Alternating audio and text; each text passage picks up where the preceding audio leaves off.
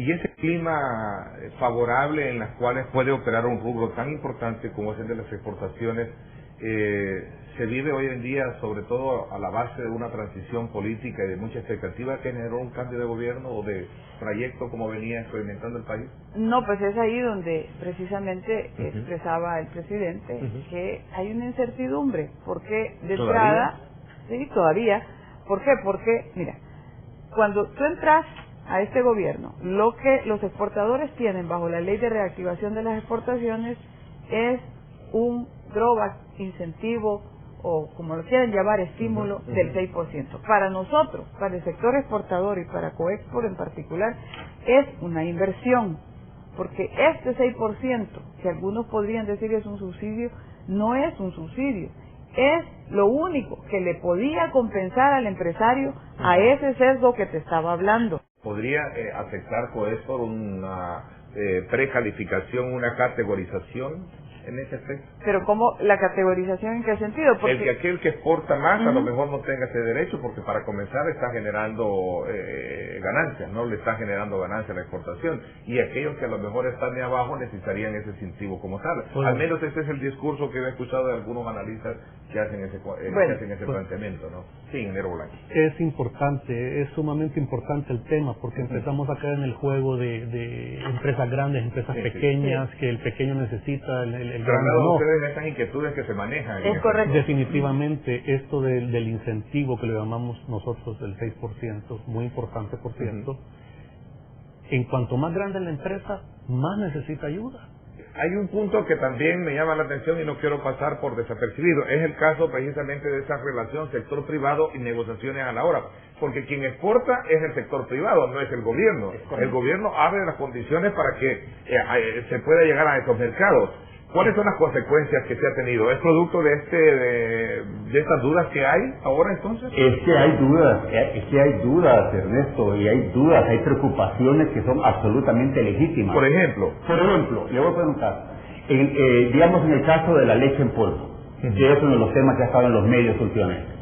Realmente, ¿cuáles fueron las posiciones iniciales que el sector privado dio, digamos, al equipo negociador?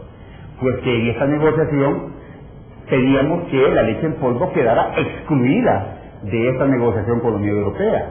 Entonces, la posición del sector privado, ¿cuál fue? Pedir que la leche en polvo quedara excluida de este tratado. Principalmente porque la leche, al igual que muchos productos agrícolas de Europa, y ya lo mencionó Silvia y Francisco en el CES, tienen subsidios enormes. Y realmente sería tratar de venir a traer esos productos, pero ahí sigue el trabajo como ministro, a competir deslealmente realmente con los productos nacionales. Entonces se cumple la tesis de que Europa exige más de lo que puede dar. Son como 12 productos. Es que realmente detrás de eliminar el arancel hay una gran cantidad de trabas y barreras para efectivamente entrar al mercado europeo, como son las reglas de origen, medidas sanitarias, normas técnicas, a veces problemas de transporte, puertos de entrada, etcétera, que realmente hizo imposible aprovechar al máximo el FGP Plus. Y entonces, ahora, si esas barreras no se han eliminado totalmente en este acuerdo de asociación, perdón Ernesto, pero nuestro balance sectorial y en ese tema puntual realmente nos lleva a decir que este acuerdo nos va a llevar a que realmente el gobierno, junto con el sector privado, debiéramos acelerar el proceso de llegar a tener una política de apoyo al productor nacional.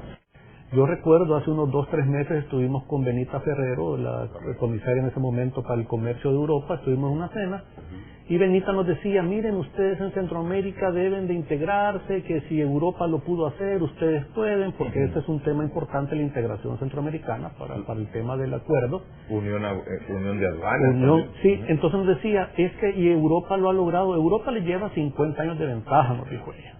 Y yo me quedé pensando, Europa nos lleva 500 años de ventaja, no lleva 50 desde que nos conquistaron. Entonces, bajo esa idea, Europa tiene, antes que exigir y pedir, tiene que ayudar y dar. ¿Cuál es la diferencia entre esas inquietudes, entre esas preocupaciones que tienen ustedes, y particularmente tú como uno de los principales negociadores con experiencias en estos temas, con relación al beneplácito que al menos así mostró el señor presidente de la República en el marco de este primer encuentro de firma de acuerdo de asociación. ¿Cuál es la diferencia? Mira, si se le ve a este instrumento desde el ángulo político, obviamente que es un instrumento que contribuye mucho a estrechar las relaciones de cooperación entre dos regiones importantes como es Centroamérica, más Panamá y Europa. Esto es verdaderamente un hito histórico.